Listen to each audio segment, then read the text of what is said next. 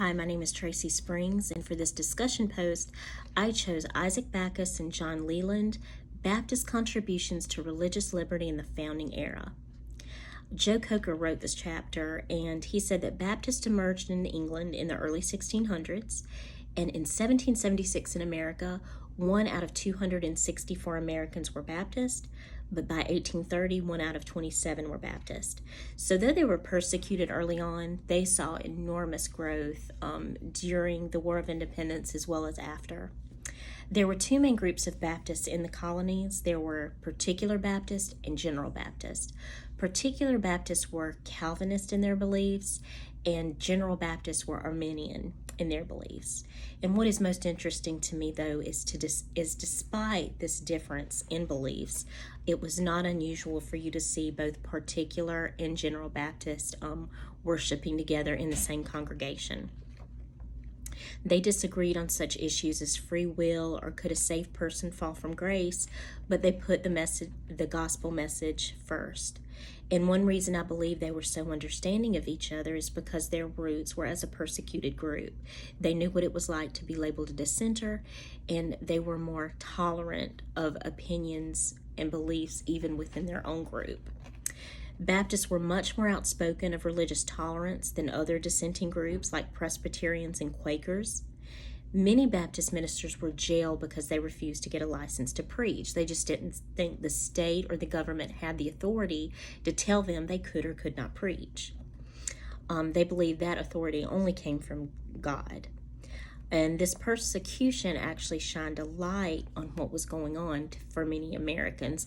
And people like James Madison noticed, who was a congregational member, but knew that something had to be done, that this was not right and shouldn't be going on in the colonies. Two important Baptist leaders are Isaac Backus and John Leland. Backus came to faith during the Great Awakening. He left the Congregational Church and he founded the First Baptist Church in Middleborough, Massachusetts. He was actually elected as one of the Middleborough delegates to ratify the Constitution in the state of Massachusetts. Michael Williams notes Backus's Calvinist beliefs and influence, and if you read some of Backus's sermons, those sermons are going to be focused more on correct Calvinist teaching. That's going to be where his focus is. Now, John Leland, less conservative than Backus.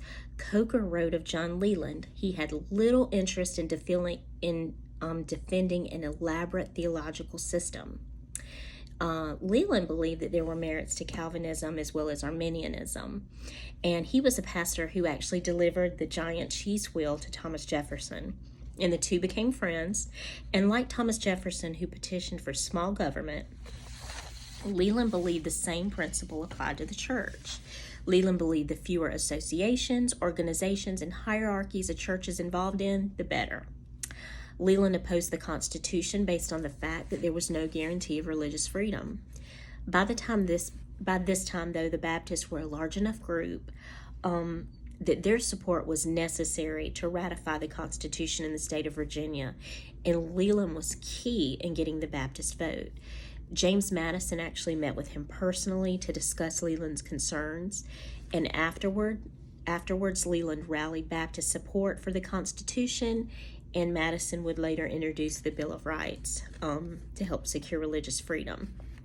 Now, Rosalie Beck wrote that Leland believed separation of church and state was crucial because he believed men and women had to be free to choose Christ. The state should not intervene because it did not have the authority to come between God and man. Leland continued to fight for religious liberty for the remainder of his life. Now, he focused his preaching on practical issues and not theological creeds or doctrines. Now, both men supported the separation of church and state, but to varying degrees.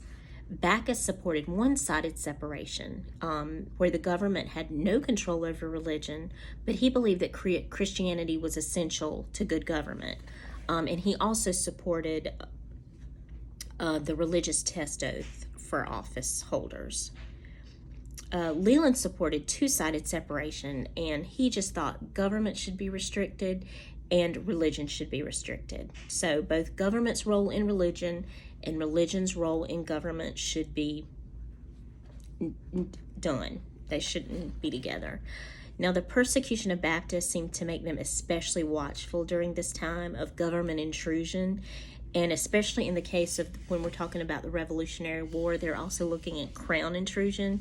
So it kind of sets the stage. There are people that are ready for these revolutionary ideas that are going to be going through the colony soon.